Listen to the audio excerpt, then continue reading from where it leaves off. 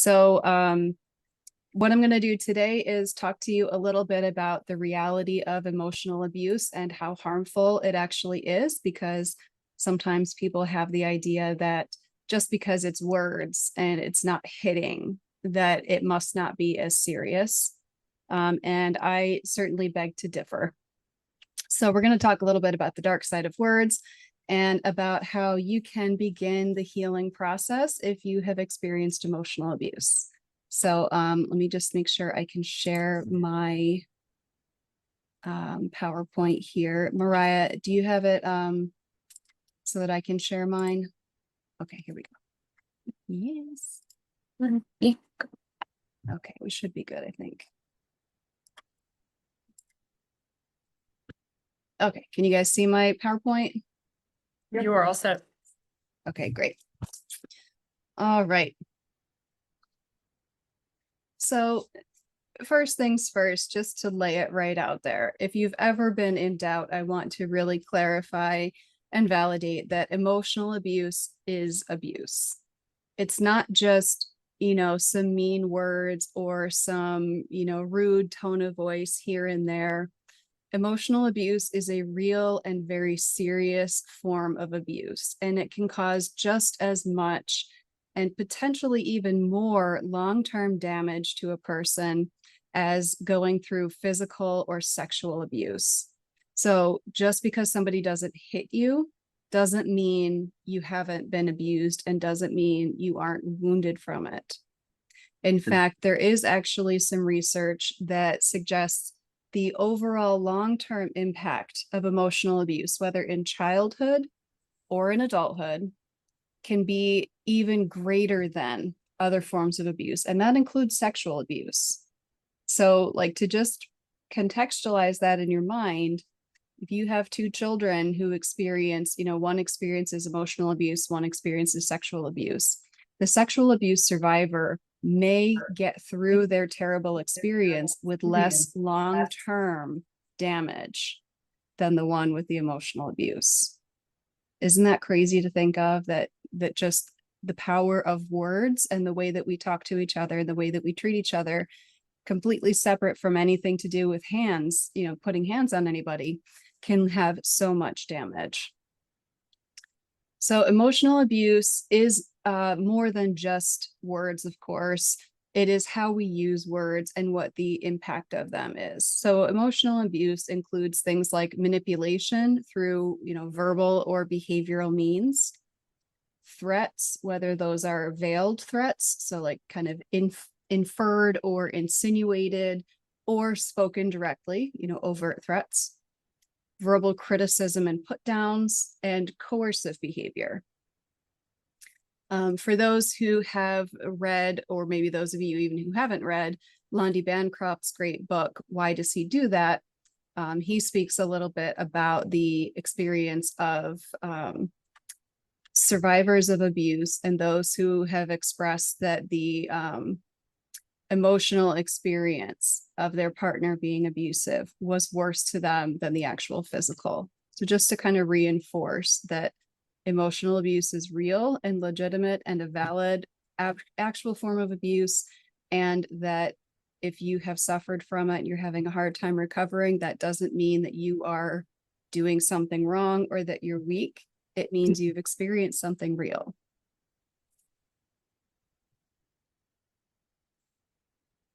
So what does it actually look like to experience emotional abuse? There's a lot of different ways that this can manifest. Some of them are more behavioral and some of them are more spoken.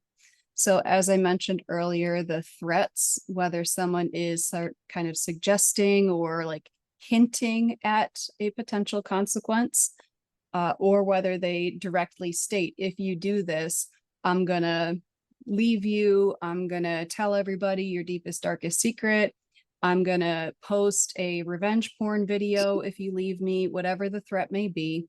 It can be either overt or hidden. And that is typically done to retain power over someone or to punish someone. So if you are in an abusive relationship and you begin to push back on some of the controlling behaviors, or you do something that the abuser doesn't approve of, or you are trying to escape. In many of those cases, an abuser will resort to threats to try to scare you away from whatever you're doing and back under their control. And if you do pursue your own choices or whatever it is you're doing that they don't like, then it kind of puts their feet to the fire to see, are they going to follow through or not? And it depends on the person whether they will. But oftentimes the threat itself is enough, because the fear of what if they do follow through and act on this is enough to push people away from whatever they were going to do. Also includes put downs and negging. So negging is a term that came around, I think, in the early 2000s. We started hearing about it in the context of dating, where there were these ridiculous people who would give dating advice to men in particular to say, when you approach a woman, don't come up to her and compliment her. Come up to her and start making little digs at her, little negative comments to put her off balance, to make her feel defensive and unsure of herself. And then you can swoop in and be like, oh, well, even though you have all these flaws, like, I'm willing to look past them.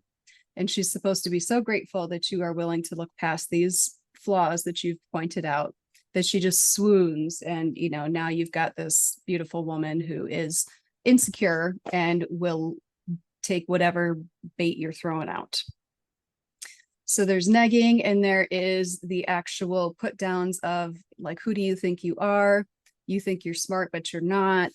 You know, you can't do any better than me. Nobody else is going to want you. All things that, when they're used in the context of these relationships, are meant to keep somebody from developing a healthy self-esteem. Because if they had healthy self-esteem or self-confidence, they probably wouldn't continue to put up with this kind of behavior. They would be more likely to say, this is awful. I don't want to be in a relationship where someone is constantly making me feel terrible about myself. This is not love. And they would be more likely to resist or to leave. So in order to keep that from happening, an abusive person will chip away piece by piece at somebody's self-confidence until they just sort of give up and accept it. Lying can also be a piece of emotional abuse, whether that is, again, an overt lie where you tell something that is blatantly untrue, or a lie by omission, where there is critical information that is left out of an exchange or out of a description of something in order to either manipulate, gaslight, or coerce the other person. So if you know that, one of the examples I've used in trainings that I do for therapists is a couple who's dating, and one of the partners has dinner with an ex, but they don't tell their current partner that they're having dinner with the ex. They just say they're going out with a friend. When the partner finds out later that they had dinner with the ex, to whom the partner has already been compared, usually unfavorably, they get understandably upset. And when they get upset, the partner who has been lying says, well, now see, this is why I didn't tell you, because I knew you were going to freak out and overreact. And that lie by omission is used as proof that the other person is unreasonable to be upset at having been lied to, even though the upset wouldn't have happened if they hadn't lied. But it's a way of getting in someone's head and making them feel like they are crazy for reacting to a situation that would provoke reaction. Similarly, along the same lines, we have blame shifting. And this is an absolute, like, textbook example of emotional abuse, where anything that happens is not the abuser's fault, but somehow becomes the victim's fault. So if an abuser screams at you until you're cowering in a corner, it's not because they have an anger problem. It's because you provoked them. You were too whiny. You were too demanding. You had an attitude. You had a look on your face, that it was somehow your fault, not theirs. Or if they throw something in your general direction, even if they don't hit you, and you then flinch every time they look at you afterward, It's not their fault for intimidating you and scaring you. It's your fault for being too jumpy and not being able to let go of things. So no matter what happens, it ultimately becomes the victim's fault. And again, this serves to keep people feeling like they are the bad guy or they are responsible for what is happening to them, so that they are less likely to stand up for themselves and either leave or demand healthier, more respectful behavior. Infidelity can be a form of emotional abuse, especially when it is justified as a reaction to a partner's failings. So let's say, partner A goes out and cheats and they have sex with somebody outside of their partnership. And partner B is upset and hurt and says, why did you do this? Partner A says, well, you didn't want to have sex and I have a high sex drive and I had to meet my needs somewhere. So if you weren't going to be that person for me, I was going to go somewhere else and find it. And so their decision to cheat is once again blame shifted onto the person who was betrayed. And they make it the person who was betrayed's fault instead of taking responsibility and accountability for their actions in betraying the relationship. I'm sure that many people in this room or on the recording here can relate to having seen anger used as a tool of intimidation. Even if somebody doesn't make a threat, sometimes just the look in someone's eyes, the look that they're getting angry and they're going to start yelling soon, or maybe they get really quiet when they're angry, but that just means you're about to get it. That anger can be used to control and cow somebody so that they will not do anything that they fear would provoke it, because the anger is so shaming or humiliating or terrifying that they don't want to experience it any more than they absolutely have to. So they will shrink upon themselves, or they will restrict themselves from doing anything that might provoke anger, because it's so scary to them. It gets their heart pounding. It makes them feel like a fight or flight or freeze response. It might make them feel like they're reliving past abuse experiences if this is not the first relationship where abuse has occurred. And they may feel like they are doing something wrong if they are making their partner angry. Now, I want to be really mindful of using the way we use those words. You don't make somebody else angry. You have a behavior, someone has a response to it.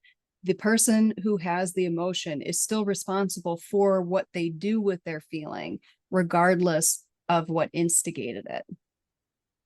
So even if you do something completely obnoxious and the other person gets angry, they are still responsible for how they handle their anger, just like you are responsible for your behavior.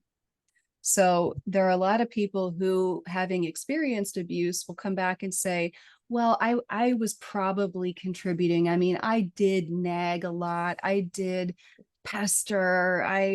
He told me he gets angry easily and I just couldn't stop bugging him. And, so I probably brought it on myself. And no, the reality is you are responsible for your behavior, and so is the other person. So, victims have a strong tendency often to take on responsibility for someone else's behavior because they've been told through the blame shifting, the lying, the negging, and put downs, all of that they have to be responsible for the other person's behavior. In a similar vein, a lot of times in abusive relationships, we will see where victims have this unspoken expectation that they should be able to read their abuser's mind and anticipate their needs. And if they fail to do that, this is just further proof of whatever character flaw or defect or imperfection the abuser likes to throw at them. So if the abuser gets angry and says, well, you should have known if I have a hard day at work that when I come home, I want dinner on the table. I get home and now I got to wait for you to cook dinner. You should know that when I come home, I need to eat right away to unwind. I don't know why you're getting upset at me for yelling when you know this is how it goes. Or I expect to spend all of Saturday night gaming because I couldn't game during the week with my work schedule. And you come in wanting to go out on a date or something, and this is my gaming time. Why would you even think that we would do something? It doesn't matter that it's our anniversary. Like, how stupid are you that you think we should go out and do something on my game time? These are just kind of examples, and I do hope I'm not triggering anybody if this is close to your experience. But these are examples of how being expected to read somebody else's mind and anticipate their needs shows up in this type of abusive relationship.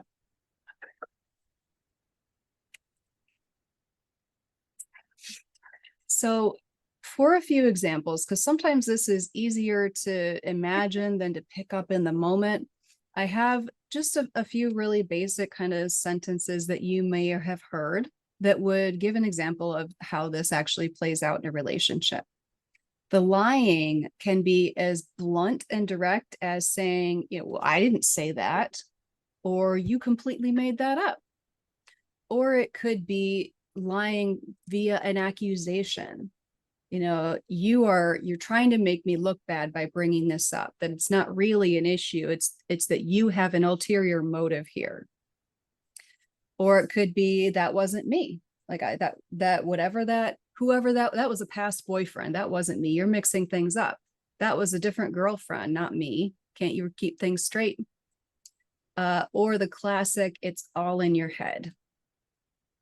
And I mean, I can't see people, so I can't really ask for a show of hands, but, take a moment and just remember back if you can and see how many of these sound familiar. How many of these have you heard in an abusive or, domestic violence marked relationship? And if you have heard these, maybe take a moment to notice, like, how are you feeling as you hear them again? Is it bringing up memories? Is it bringing up feelings, physical reactions? In fact, throughout the time that I'm going to be talking, I would really recommend that you continuously, just check in with yourself.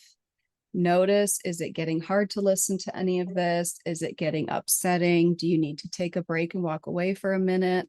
Do you need to doodle on your page so that you're giving yourself a little bit of distraction?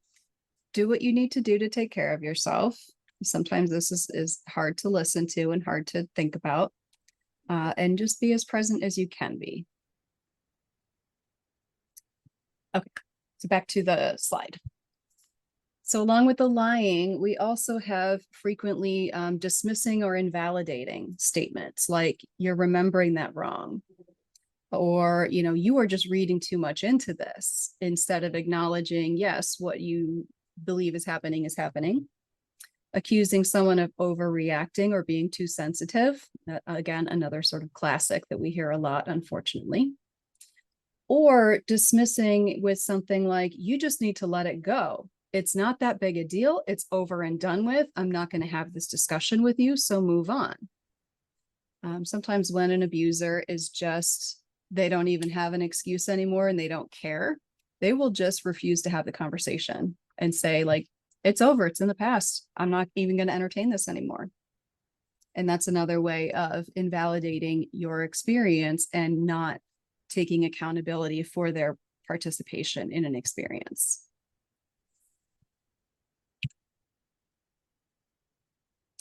So a few more examples here with put downs. Some of them may be very comparison based. So, okay, why can't you be more like Susie Jones? She has a full-time job. Her house is always clean and neat. You say you can't keep the house up because you have to work and take care of the kids. Well, somebody else can do it. What's your problem? Or, I see that I guess you're not gonna, worry about keeping your figure up, or you're not gonna keep going to the gym then. You're just gonna wear the sweats and the oversized t-shirt and that's all. Oh. Instead of, let's say in the case of a woman who is 8 weeks postpartum and a partner who is using her body after pregnancy as a way to make her feel bad about herself, instead of acknowledging your body just did an incredible thing, you're recovering, newborn days are really hard, and how can I support you? It's, oh, so I guess you just don't care anymore, huh? and making her feel bad instead of how can I lift you up? There might also be kind of throwaway sentiments like, well, I guess if that's all you can manage. So let's say a husband in this case is learning a new skill so that he can do some more home repairs. So he learns how to patch drywall, and he patches a hole in the drywall, paints over it. It looks a little bit rough because it's new, but he's pretty proud of his effort. He worked really hard on it and he shows it to his wife. And she just kind of like damns it with faint praise. Oh, yeah, yeah, it's all right. Yeah, like, you did your best, I guess. Instead of, again, acknowledging the effort that he's put in and that he worked really hard on this, that he feels really proud of it, she instead basically says, well, I'm not impressed. So more examples of blame shifting would be things like, why did you make me do that? Or in a verbal situation, why do you make me yell at you like this? Why do you make me get so angry with you? So then I have to do things that are mean, or I have to say things that are going to make you cry. Why do you make me do that? And once again, this is choosing to shift all of their blame and responsibility for what has happened onto the shoulders of the victim instead of acknowledging, I behaved really horribly. I yelled at you. I was cruel. I was mean. It's you made me do these things. It's your fault. In the same vein, if you would just do what you're supposed to, there'd be no reason for these fights. Again, this is all your fault. You didn't do things right. You didn't read my mind. You didn't keep up with whatever my expectations were. Therefore, it's your fault that these things are happening. And you have to just take it on the chin, and you don't get to say anything because this all comes back to your fault. And along the same lines, well, it's not my fault you can't take constructive criticism. I'm guessing people in here have heard that one before. I've heard that in the workplace where, you get a rough review from a supervisor, and if you challenge it, or if you say, well, I'm not sure I agree on this point, it's you need to learn how to take feedback. With the implication being you are throwing a fit over nothing. And this feedback is neutral, even though it is, negative or mean-spirited or overly harsh or unfair, that if you have a problem with it, that's a you problem, nothing to do with the person who, made the unfair assessments or the unreasonably harsh critique or whatnot.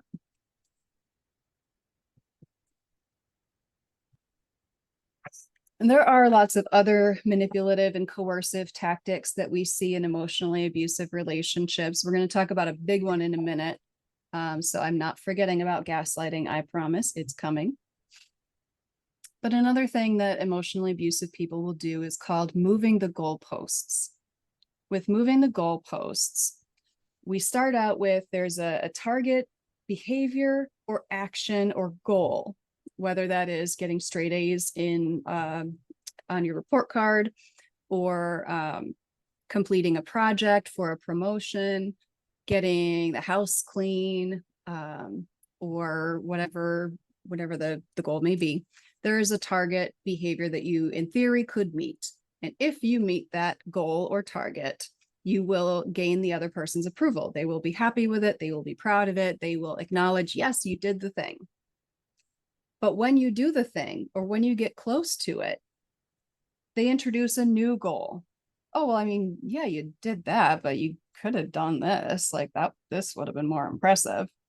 So if you get the A on your report cards, it's, well, I mean, sure. I mean, A is kind of what I expect. If you'd gotten an A plus, that might be something to celebrate. But I mean, A's like that's the expectation. So I don't know why you think I'm gonna throw you a party over that. Or, well, sure, you kept the house clean, but I mean, you didn't do anything with the outside, did you? Or you didn't deep clean, or you didn't organize too. So there is always a new goal, and you never meet the approval. You never get that prize that is dangling like a carrot in front of a donkey, the old cartoons. You never get to reach the point of success because the goalpost is constantly getting moved ahead of you, so that no matter how hard you work, you never get to win. And you're always chasing that approval, and you're always trying to impress the other person. We also have something called an alternative or revisionist history. This is related to gaslighting. And in one aspect of the revisionist history is to repeat an event from the past, to relay an event from the past in such a way that it is inflated or distorted to get more attention, admiration, or sympathy for the person who is looking for attention. So this is something I see a lot in abusive relationships where the abuser is a narcissist, because they're always looking for attention and admiration and people to look up to them. So they may take a really minor event and turn it into this life-altering, terrifying thing in order to get all kinds of sympathy. So a fender bender becomes a near-death experience, or a minor inconvenience becomes my whole day was ruined by this thing. And that can be used to, again, put pressure on someone that if you don't get it right, you ruin my whole rest of my day. You ruin everything. It can also be used in cases where defiance or disobedience or not submitting or not doing what the abuser wants you to do results in something called a smear campaign. A smear campaign is when somebody sets out to ruin your reputation with folks like your mutual friends and family, acquaintances, your community, neighbors, church members, whoever may be within your social sphere, by either distorting the way something is told or making up things that you've supposedly done to harm them or wrong them. Anything that will make you look like the bad guy, so that when your mutual friends or family get both sides of the story, they're already primed to believe that you're the bad guy because your reputation has already been damaged. And the revisionist history where, oh, that's not the way it happened. It wasn't this thing where I lost my cool. It was you were provoking and needling until I couldn't stand it. And then I lost control. So they flip it around and turn you into the bad guy.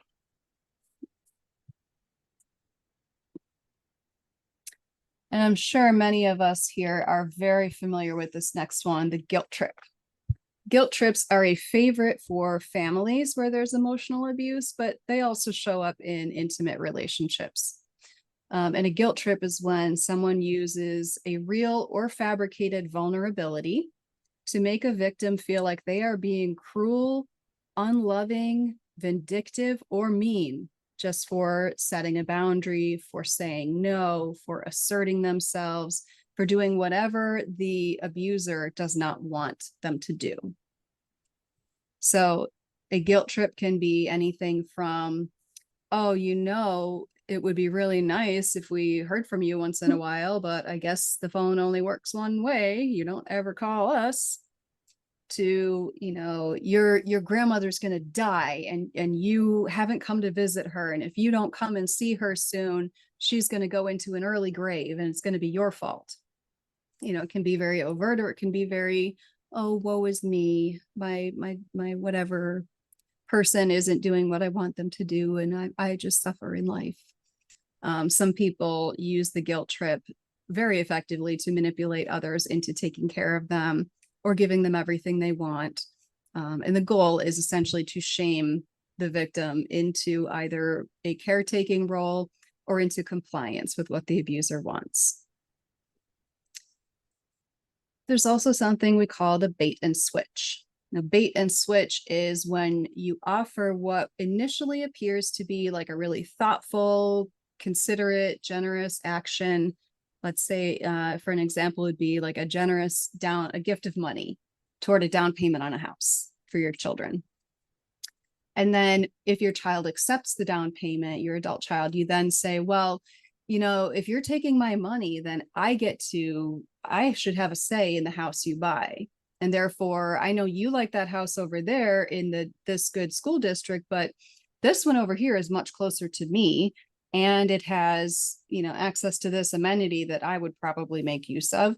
So I really think, you should get this house that I want you to get. And if you want my money, then, you should take my opinion. And so what looks like a generous offer is sort of yanked back, and it turns out there are strings attached to it.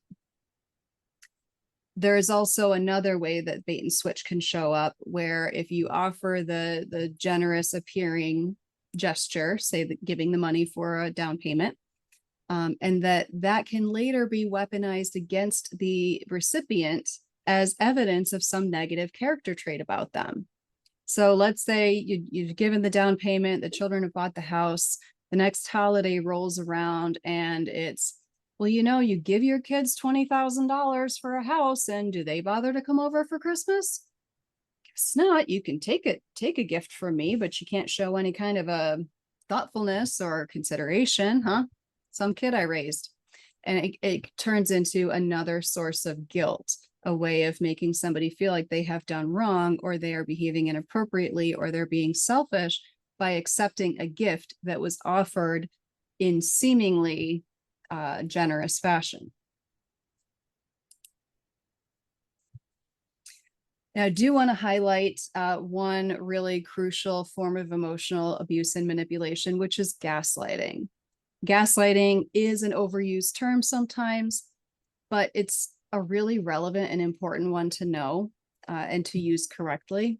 So gaslighting is an emotional abuse tactic in which one person manipulates another person into doubting their thoughts, feelings, judgments, memories, or perceptions. And it was originated from a play written in the 1930s by Patrick Hamilton called The Gaslight, in which an abusive husband makes his wife believe she's losing her mind by manipulating her physical surroundings and then lying to her about it and telling her she's making it up or that she's crazy. We no longer consider gaslighting to be strictly related to manipulating the material environment, but anything that is with the goal of undermining somebody's sense of self-confidence, their belief in their own ability to remember things correctly, to make appropriate judgment calls, to trust their own perceptions, that kind of thing. The goal is to make the other person doubt themselves, to feel less confident in themselves, to second guess what they think they know, so that they will feel insecure and unsure of themselves. The more unsure they feel, the more they come to rely on somebody else's perception of reality because they don't trust their own. And who's right there ready to swoop in and tell them what reality really looks like? The gaslighter, the abuser. So they become more and more dependent on the person who is gaslighting and abusing them because they lose the ability to trust themselves.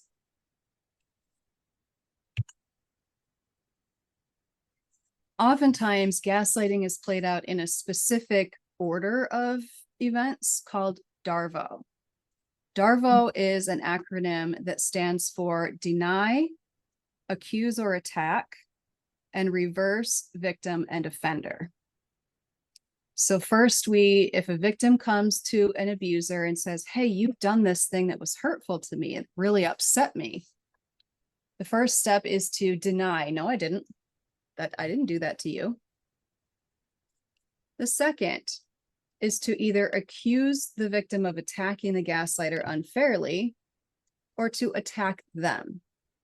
How could you say that about me? What a horrible thing to say. I can't believe you would think I would do that. What is wrong with you that you see me that way? And then we reverse victim and offender, turning it around so that the person who actually caused the harm is the one now claiming to have been hurt.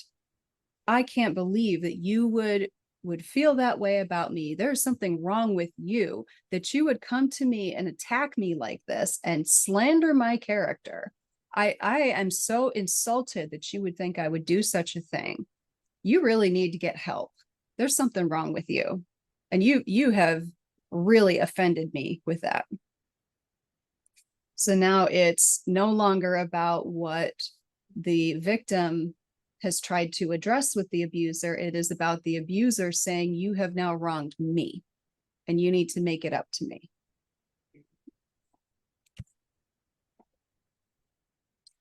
I want to pause here for just about like 2 minutes.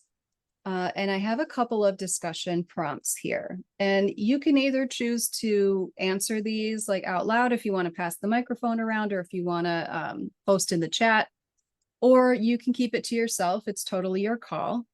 But I want you to at least think about, of what we have discussed so far. What have you experienced most? What is most familiar to you from your own relationship experiences?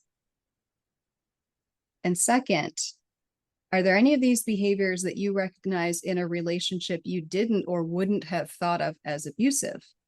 Is there anything here that's making you go like, wait a minute, I know someone who does that. Is that abuse? Yes, it is endlessly frustrating to be told, oh, if you just do this, I'll be different, because ultimately, my behavior is all based on what you are doing or failing to do. So you do this one right, I'll change.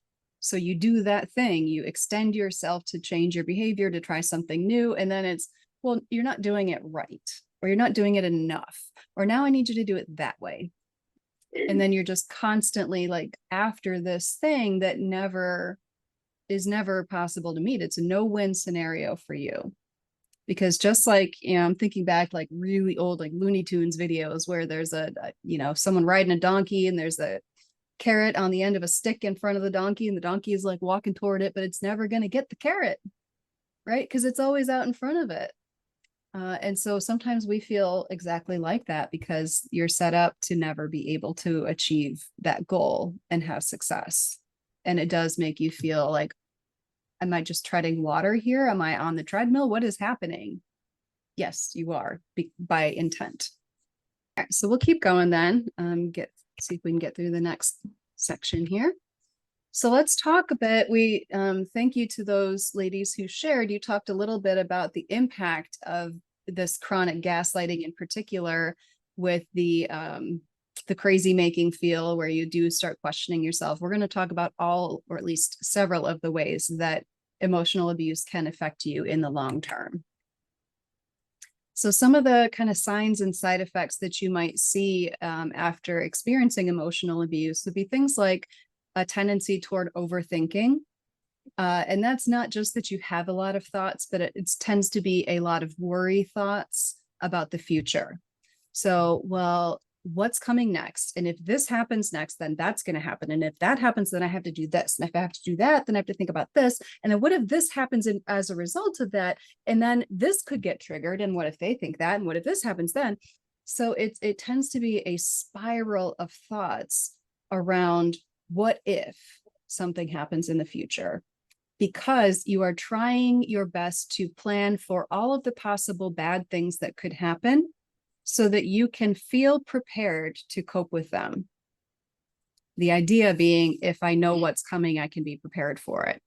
Unfortunately, that energy is not very efficient. That process is not energy efficient. So you end up expending a lot of mental energy thinking about the what might be's, and you still can't really prepare for the future because we can't predict the future. And you end up using up all of this mental energy and not necessarily feeling any more prepared because there's so many unknowns. There tends to be a loss of self-trust. And as we were saying with the gaslighting, that's a pretty one-to-one correlation there, where being told you can't believe anything you think, believe, remember, perceive, or judge because you don't know what you're talking about, then it's going to make you second guess yourself and wonder, like, am I making good decisions? Is my normal meter in my gut miscalibrated? Is my ability to tell whether someone is a healthy person or a toxic person completely skewed because I keep ending up with these toxic people? I can't trust my intuition. Excuse me. So having been through a lot of those relationships will often leave you feeling like you can't trust your own assessment of people, because either you choose wrong or you think you've chosen right, but somebody tells you you've chosen wrong. In some cases, people become excessively people-pleasing or go into fawning. And fawning is another of the responses to a traumatic or dangerous situation that we say, like fight, flight. Those are two reactions. Freeze is another reaction where you go deer in the headlights. And fawn is a reaction where you kind of fall all over yourself to please and appease the other person so that they will not be angry or will not perceive you as a threat. So it's about making yourself non-threatening, submissive, docile, compliant. I can't think of the other word I want, but so that you are not someone they need to look at as a problem.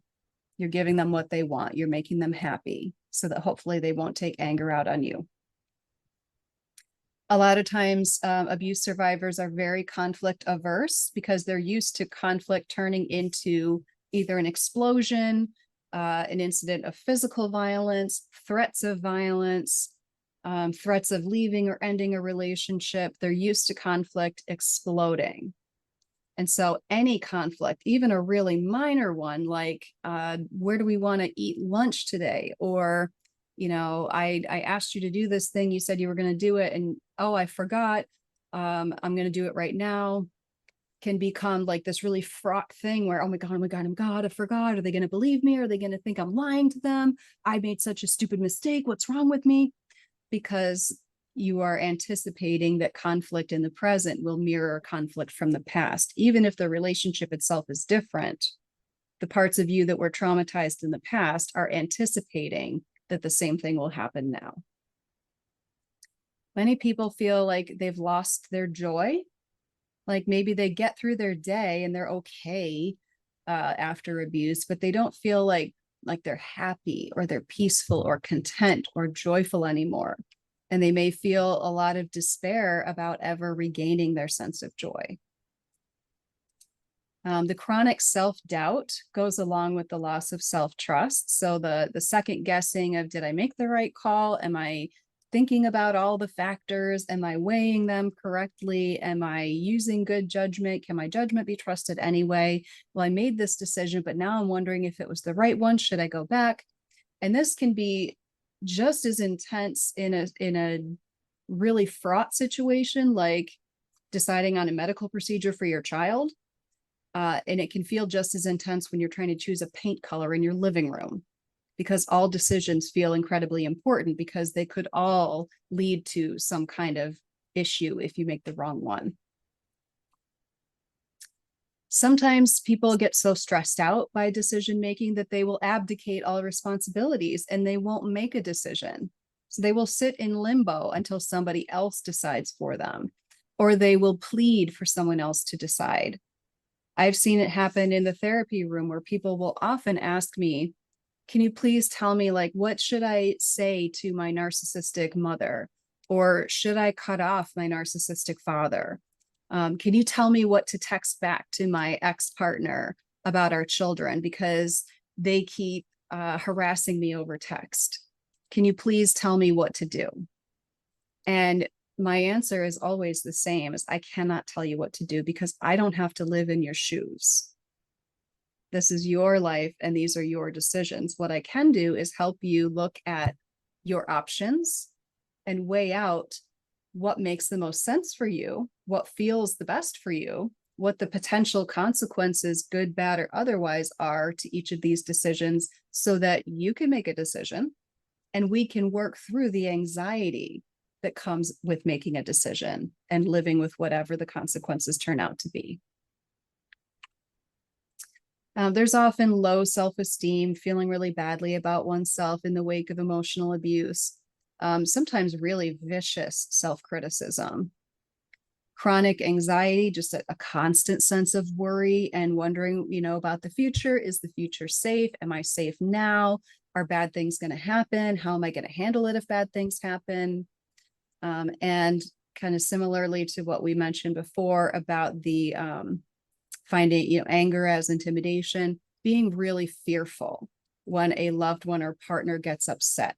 Again, that is the past trauma showing up in our parts of ourselves that are saying, oh my God, when this happened before, my partner would get really angry and then they would scream at me when I would feel like this big and so stupid. And I hated that. And I'm so worried it's going to happen again. I'll do anything to keep my person from getting angry at me like that.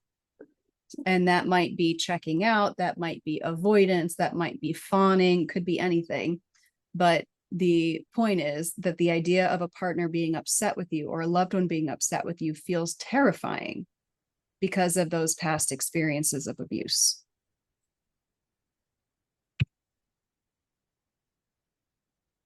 One of the worst, like, lingering effects of emotional abuse, and in this case specifically, we're talking about gaslighting because it is one of those like founding fathers of emotional abuse, is that given enough exposure to it, we tend to internalize it.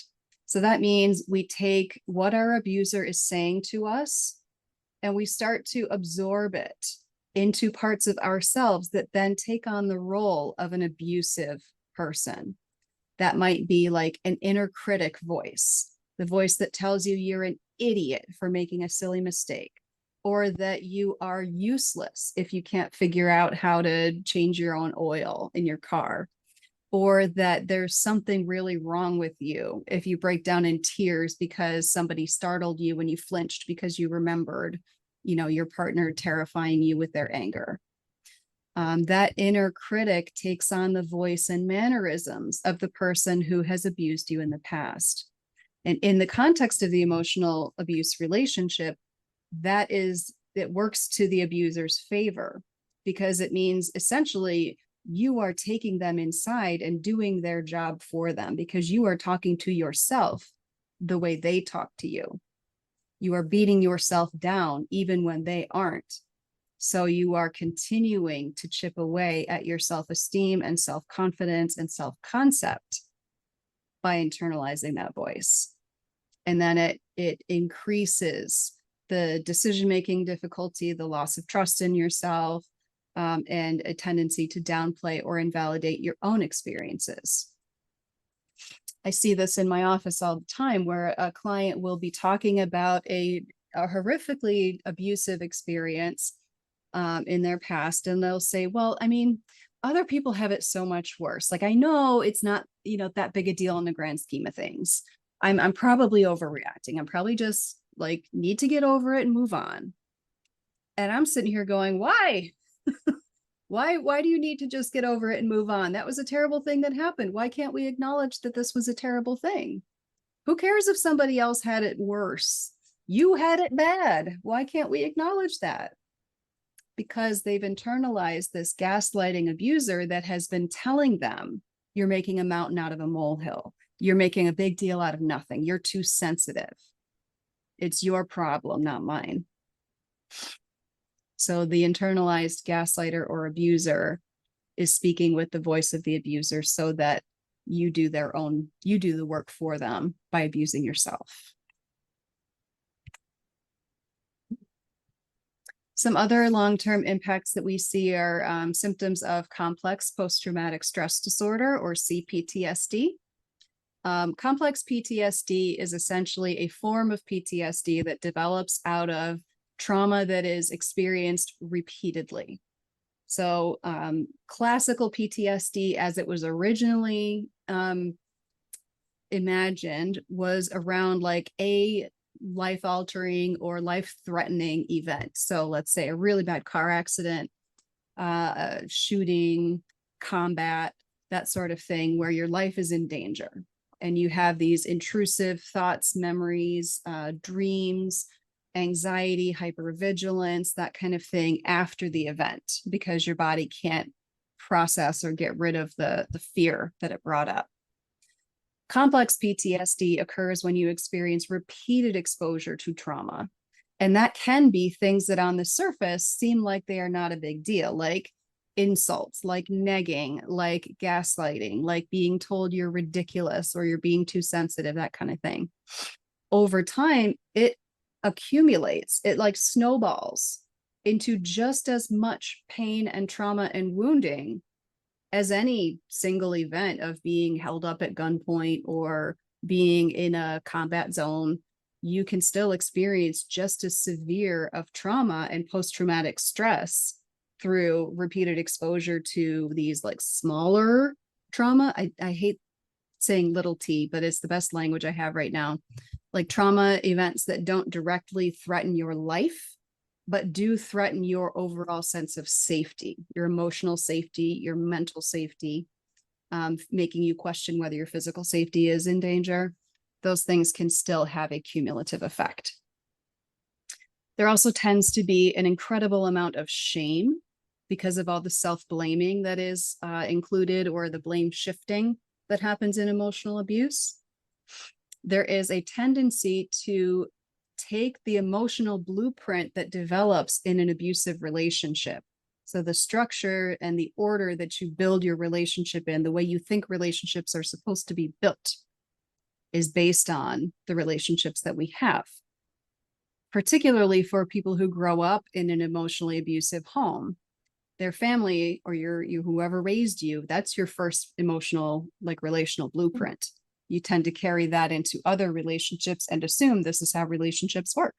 So you go to the familiar. Sometimes that means you repeat abusive dynamics, but you tend to apply those expectations to other relationships, whether they are initially abusive or not. So that could mean that you apply the expectation of, I put their needs before mine always. If they get angry, they're going to be scary, so I have to avoid making them angry. I can't trust anything I think, so I'm going to defer to them all the time. You might apply those same expectations to a new relationship, whether or not it's expected, because you're used to it. And you have to kind of break yourself of that pattern and learn to start a new blueprint that is healthier if you want to break that cycle.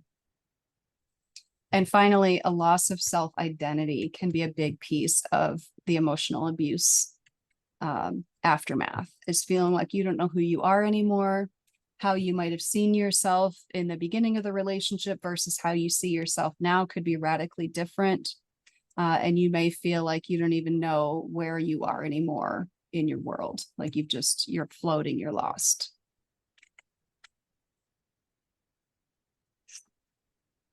Other impacts include things like a loss of self-esteem and self-confidence, difficulty trusting yourself or others, ambivalence, which is, I want change, and at the same time, I am scared of change. I'm not sure if I'm ready to change. And complicated grief, where you might feel like even if, the relationship ends, say you leave the relationship, you get divorced, you get separated, you go no contact, or the person dies, and you have relief, but you also grieve the end of a relationship that you poured yourself into, even if it was a terrible one. A lot of distorted beliefs about yourself and the expectations for your relationships, as well as self-blaming and self-shaming.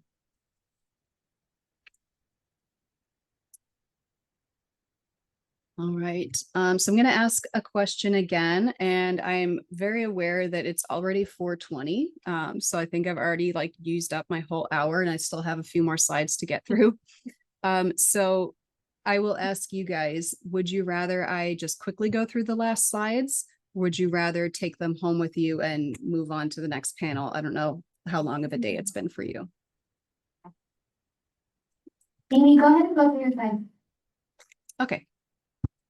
All right. So for your consideration, maybe journal about this. I want you to kind of think about how you've been most impacted by the emotional abuse you've experienced.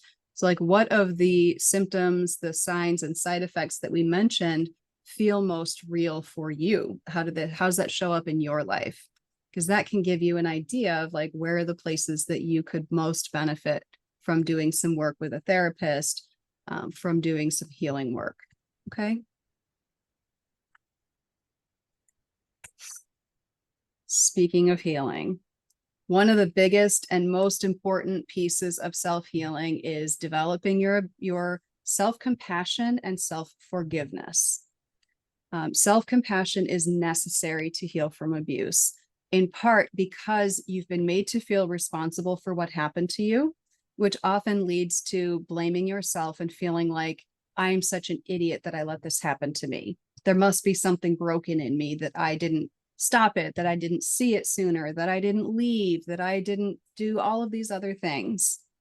And there may be a need to focus on forgiving yourself for both what did happen and what you couldn't do. So forgiving yourself for having been an abuse victim. A lot of people feel like they shouldn't have let that happen to themselves and that they are punishing themselves for having been abused. You may need to forgive yourself for not being able to escape sooner, for getting stuck, not being able to leave or end a relationship, or feeling like you were absolutely compelled to stay, whether due to religious beliefs or cultural values or whatnot. And you may need to forgive yourself for being afraid, for being scared of healing or leaving or change and letting fear stop you. It's really normal to be afraid of change. And it's really normal to be afraid of provoking someone by changing yourself and the way that you behave in a relationship. And sometimes fear makes us shrink and stay back and not want to do it. That's normal and it's okay. And doesn't make you a bad person if you were that scared. So be kind to yourself if fear has held you stuck. Healing is about releasing old and taking in new. So you're releasing old behavioral norms for your relationship, expectations for the relationship, what you thought things were supposed to look like. And then you're creating new expectations. What do you want out of a healthy relationship instead of, well, this is what I'm used to. You're releasing old beliefs about yourself and about your role in a relationship, what you should be able to expect in a relationship. And you're creating a new self-concept that allows you to be proud of yourself, to be confident in yourself, to honor your strengths and skills and resilience, and not just beat yourself up for everything you see as a failing. And you're releasing old behaviors that may have contributed to the relationship dynamics you got stuck in or that kept you from changing. And you're creating new boundaries, new ways of being, new lines of what is and is not okay.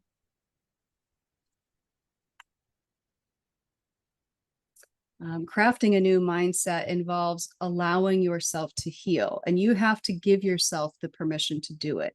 If you don't feel like it's okay for you to do healing work, you're not going to heal. Nobody can force healing on you. So you have to believe it's all right for me to do this. You have to acknowledge that you have a huge amount of courage to do healing work, to face the abuse and the bad things that have happened to you and say, I want to work through it and heal from it. You have to recognize your resilience, that you are still here despite everything that's happened to you, and just how strong you have to be to still be here. You have to be willing to reach out for help instead of trying to do everything on your own. And that means leaning into the people and the places that support you, whether that is a friend, whether that is a support group, whether that's your church, whether that is a classmate, a family member, whoever you know that can support you. Lean into that. There's a handout. I have two handouts that I gave you guys. And the one that I want to reference here is the Assertive Bill of Rights. The Assertive Bill of Rights is a wonderful document that outlines all of the things you have a right to in a healthy, loving, respectful relationship. And I want you to put this somewhere that you can look at it and go through line by line each of the rights and say, do I believe this about myself? Which ones do I struggle with? Which ones do I have the hardest time believing? Because again, those are the places that you want to go to a therapist and say, I am really struggling to believe that I have a right to say no. I don't feel like I have a right to say no. It makes me feel so guilty and bad and selfish. That's where you need to explore, where did that belief come from, so that you can start to heal it and evolve a healthier belief. Some of the common beliefs people struggle with are things like, I must be a bad person, or I can't get things right. I'm stupid. I'm a failure. This isn't going to get any better. It's just how it's going to be. Or it's all my fault and I must have deserved it. And a lot of these are results of people telling them, you brought this on yourself. It's your fault. I got angry. You made me do this. And when it happens often enough, we internalize it, right? So when you're dealing with these beliefs, it helps to contextualize your choices. What did you have to do? You had to keep yourself safe. So you had to do what you could do to be as safe as possible. Maybe you wanted to give the benefit of the doubt or believe the best about someone else. So you did ignore the red flag because you were trying to extend the benefit of the doubt. Maybe you didn't speak up when you could have because you were more concerned about the other person's feelings. So when you're contextualizing your choices, it's not the same as saying, well, it's not a problem that I did this, but it's giving yourself grace that you can't do everything all the time. Even if it would be a good choice, sometimes you can't make that choice for a lot of reasons, and taking your environment into account. These are taken out of the Gaslighting Recovery Workbook. These are some of the recommended activities and interventions that I think can be really helpful in creating a new mindset around yourself. So things like, literally, if your best friend was telling you about the same experience you're struggling with. If your best friend told you, I'm in an abusive relationship and I just realized this person has been abusing me for 8 years and I feel so stupid. Would you tell your best friend, yeah, you are pretty stupid? No, you wouldn't say that. You would say, oh my God, I'm so glad you're coming to me for help. How can I support you? I'm so sorry that you went through that. So imagine that you could turn that kind of compassion and kindness inward and say, oh, I'm so sad that I didn't recognize this sooner, but I'm so proud of myself for reaching out for help. The empty chair technique is a classic from therapy where you sit down with an empty seat beside or across from you, and you imagine that the person you need to talk to, like say your abuser, is sitting in that chair, and you say all the things you wish you could say to them that you can't right now. You don't feel like you can. You get it off your chest and you imagine what they might say in response. And you have the conversation that you can't currently have any other way. Self-compassion activities like affirmations that you might say to yourself in the morning, or a log that you keep track of all the times that you had a critical or a compassionate thought toward yourself. If you can't be kind to yourself, try being neutral. If you look in the mirror and the first thing you think is, God, I'm a fat slob, just like they said, my partner was right.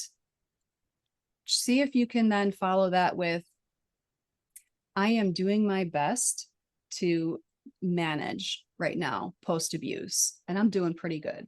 I'm doing okay. Doesn't have to be about whether or not you're happy with how you look. It can just be, I'm doing my best. That's a true statement. It's a neutral statement as well.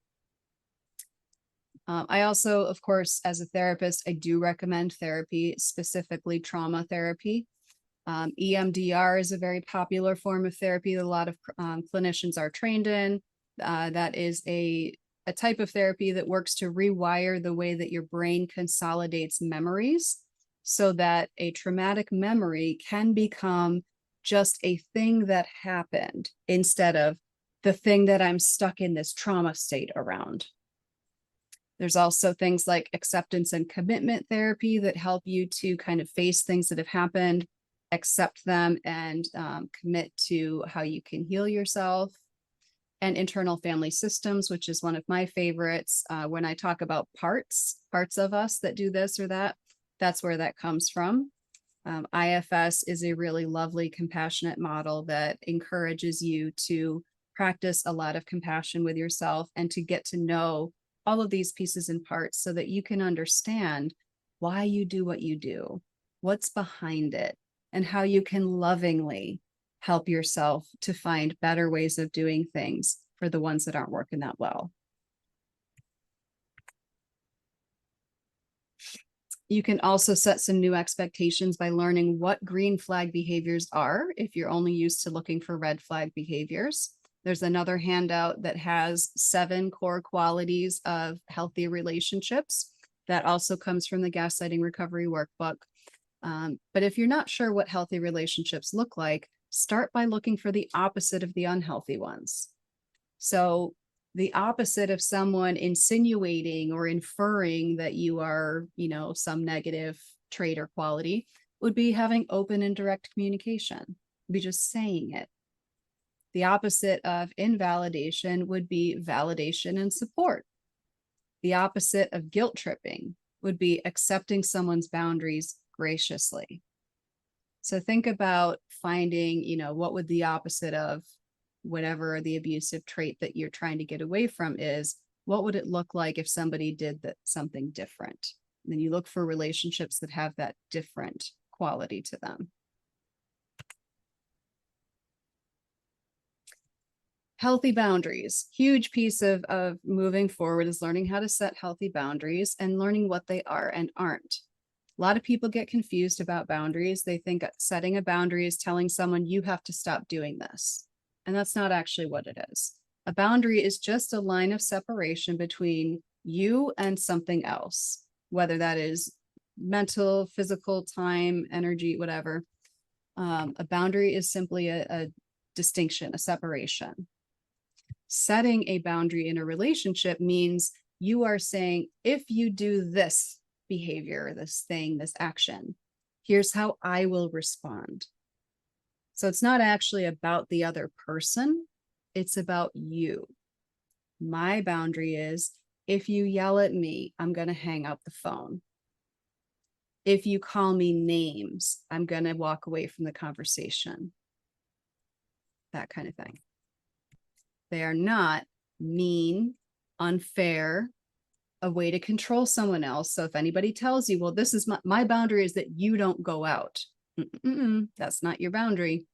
That's what you want maybe, but that's not your boundary. Your boundary would be, you don't go out. Or if I go out, you will be upset about it. You can be upset about it, but you don't have the right to set a boundary about my behavior. And it's important to know, if you need to walk away, you can walk away. There are a lot of social restrictions and expectations around not ending relationships, especially family relationships, in some cases, marriages, if you have a cultural or a religious belief around that. But it's so important to know that if you need to end an abusive relationship, you can. You do not serve your children by staying in an abusive marriage. You do not serve your community by staying in an abusive relationship. You don't serve your family by continuing to suffer abuse from them. All you do is perpetuate the abuse. So if the only way to end it is to walk away, consider the service you could provide by doing that, both for yourself and for others around you. A couple of examples of assertive communication, since a lot of times we get insinuation and gaslighting. When somebody is trying to gaslight you, you can respond with some kind of neutral but self-affirming statements like, I know what I experienced, or we remember that differently. I hear you, but that's not my experience. Or I'm not going to debate my emotions. Or how I feel, see the world, remember things is valid too. You don't have to argue with someone to stand up for yourself. So in summation, emotional abuse is real. It can have a significant impact on your health moving forward. You can heal from it, but it does require you to tap into self-compassion, acknowledge your resilience and your assertiveness. You have a right to be treated well and to have healthy relationships. And even though healing is hard, you can do it because you are so much more resilient and capable than you believe. So I'm sorry that I had to rush through the last few slides, but thank you so much for your time. And I really appreciate your attention. Thanks.